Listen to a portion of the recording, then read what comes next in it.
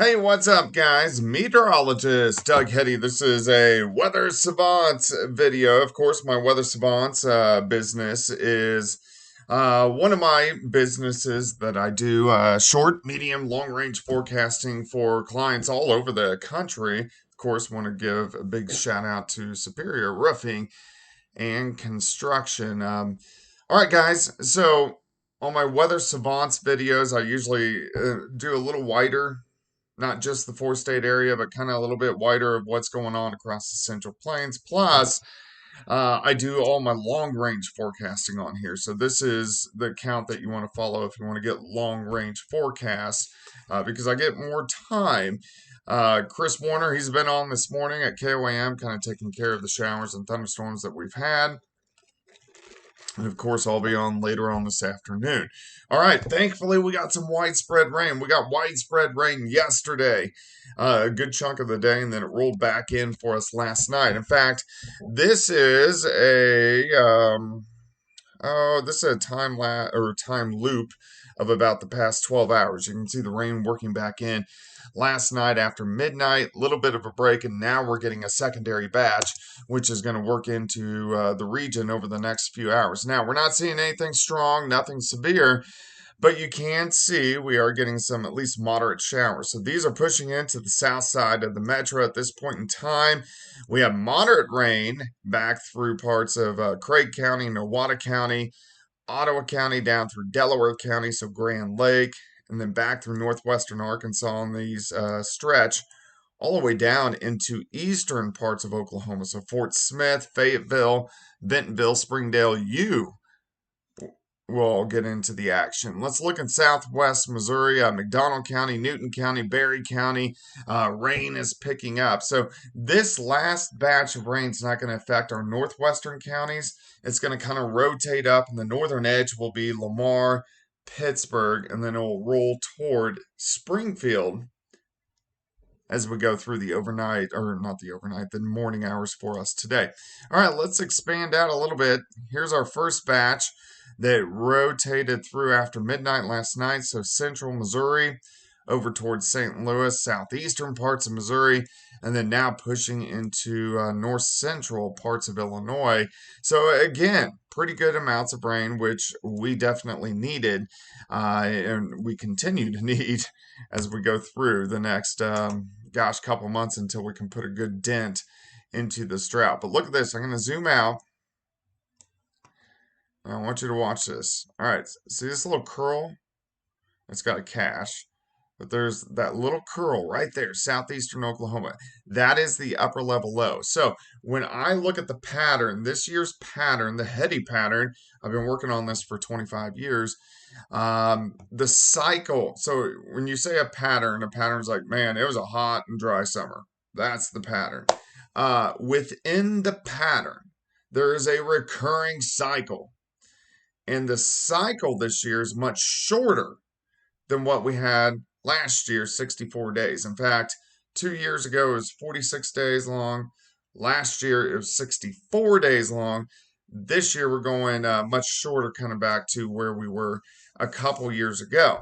So when I look at this, so that means this storm system will return in the pattern. It may have some different influences. One cycle, it may look like this. Another cycle, it may be a weaker or a stronger version, but some kind of version of this will return. And if you look at the upper level low, so see that spin, southeastern parts of Oklahoma, northwestern Arkansas, that is an ideal track for the four-state area to get a heavy, heavy snow. That's what I'm banking on. That's what I'm hoping. All right, let's go ahead. Let's go through time, see what's going to happen. Look at the rainfall amounts. Okay, so wherever you see, I'll even zoom in. Wherever you see the yellows, we're talking at least 2 to 3 inches of rain.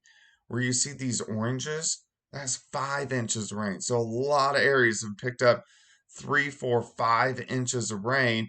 And then even back across Kansas and Oklahoma, this is 1 to 2 inches of rain. Now, the only areas that saw the least amounts, so once we get up toward Iola, Yates Center, Eureka, you guys only picked up 1/4 to 1/2 inch, 3/4 of an inch of rain, but still, we will take whatever we can get.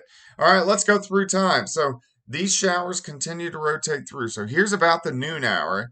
And then as we get into the afternoon, look at this. We get some sunshine, but temperatures, they don't go anywhere. 55 Kansas City, 59 Fort Smith, Oklahoma City, 64, 64 in Wichita. Joplin only sitting at 53 degrees. Let's go into tonight. We drop back upper 30s. So pretty cool. And then by the time we head into Wednesday afternoon, a few mid and upper level clouds, but temperature is pretty good. We go into the mid 60s for afternoon highs. We get some clouds tomorrow night. As we go into Thursday, we also warm up into the mid 60s. But here comes our next storm system that will at least give us some rain chances. It's not going to be much, but some rain chances Friday and then mainly into Sunday. Let me show you why. Okay, so this system kind of rolls out. So you see the rain starts to pick up Kansas and Oklahoma. So this is Friday morning. But watch what happens as we go through the daytime hours on Friday. It kind of sinks to our south and it kind of hangs out there. So we just don't really get anything. We may get a random shower. And then by Sunday, the back edge may give us a few showers. So even though there's going to be rain chances for the weekend forecast, it's not a huge deal. All right, day planner for you today. Showers lasting into the early afternoon. Looking outside, it's sunny with dark clouds on the horizon. Then 54 by 6, 46 by 10, high temp, right around 55 degrees. All right, let's go long range. So I'm looking at the GFS model. I know this is harder to see, but I'm going to kind of break this down for you.